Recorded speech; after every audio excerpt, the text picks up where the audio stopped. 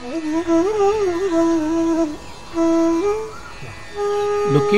on the Deccan Plateau, Bengaluru is India's third most populous city and the capital of the state of Karnataka. Today, this growing metropolis is home to some of the largest companies in the country. However, today's rapid and almost senseless urbanization has taken a toll on the very soul of the city. The founding fathers of this great city ensured that the lakes were preserved and tanks developed, as Bangalore has no water source such as large rivers close to it. Such pristine water bodies dotted the city and supported a variety of wildlife.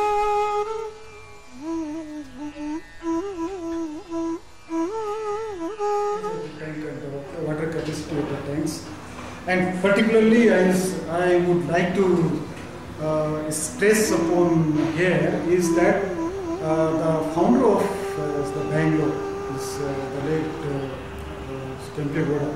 He was a really very wise man as far as his agricultural practices was concerned. He wanted to keep all the flocks who was around Bangalore, or Bangalore, his particular territory, not to move out.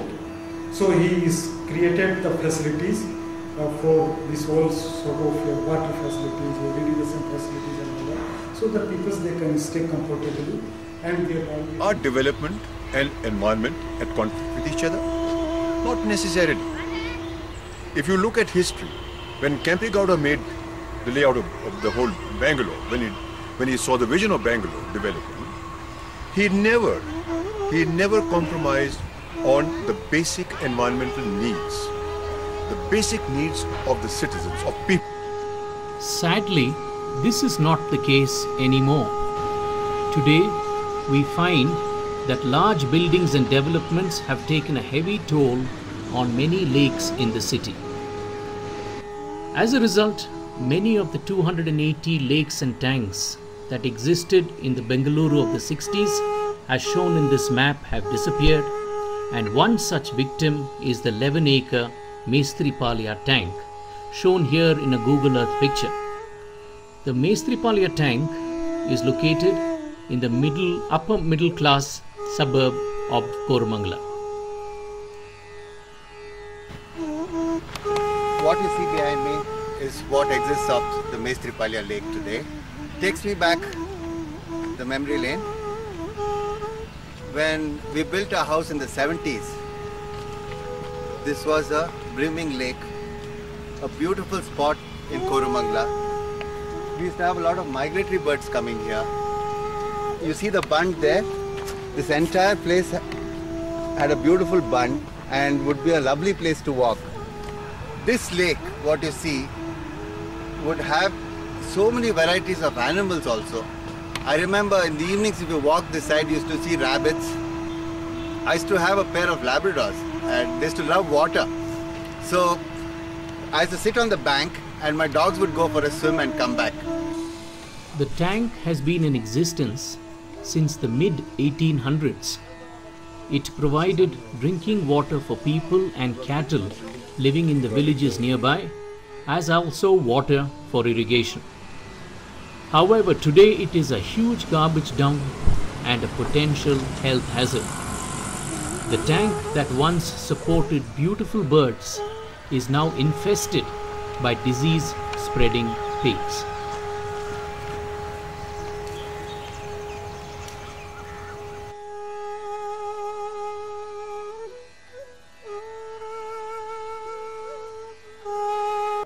This Mestripalya lake is surrounded by full of houses.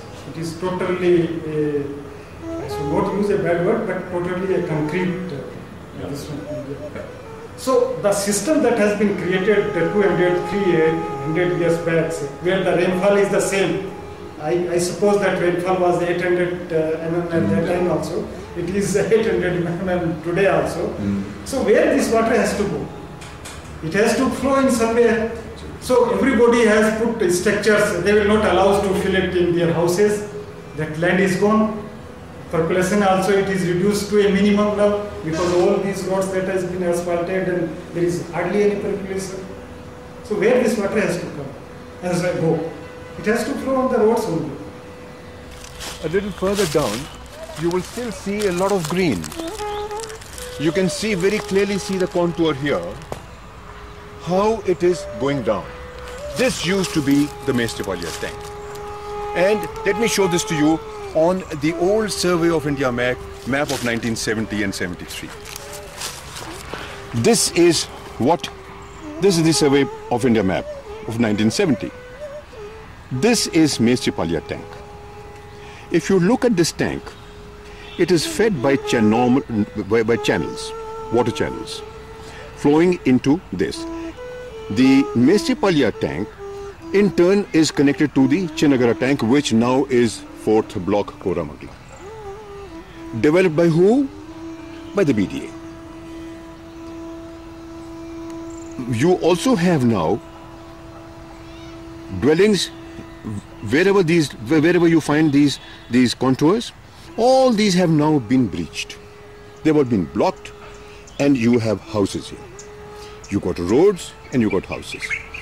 Anybody who comes here during the rainy season, you find that this particular stretch of road is flooded. The reason why it is flooded is, if I show you from here, it'll illustrate better. If you see from here, this is the tank. Now, this is a contour of 890. This is 880, which means the slope of the ground is like this. Again, this is 880. This is 890. So the water is coming. Water should be flowing from here, 890, here. Anyway, this is too far away from here. We will not look at that. But even today, all you have to do is to make these drains operable. If I show you now here, this particular channel that I'm talking about, which comes from this is the channel, the remnants of the channel.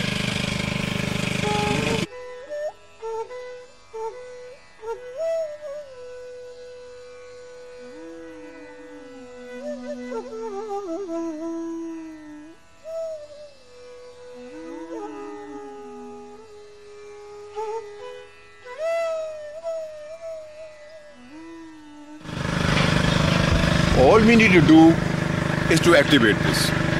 Just a little bit of digging is required, and it will automatically flow into the water body, into the low-lying area. It is high time the government woke up to the fact that these lakes around Bangalore have to be restored if we have to maintain the temperature, the climate and the greenery of Bangalore. You will agree that doing rainwater harvesting in each house, a few thousand liters, is not going to completely recharge the Bangalore's subsoil water. We need these lakes, and I hope the government will wake up.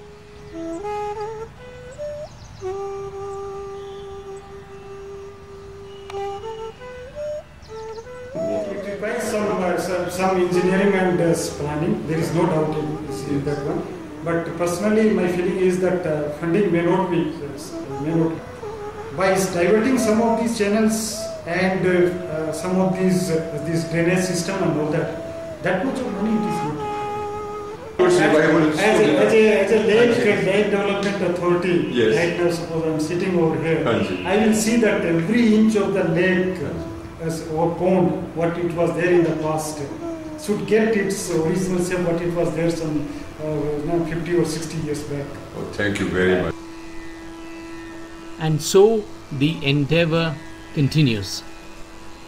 And with each passing day, there is renewed hope that with collective and concerted effort, the Mestripalya tank will be restored one day to its past glory.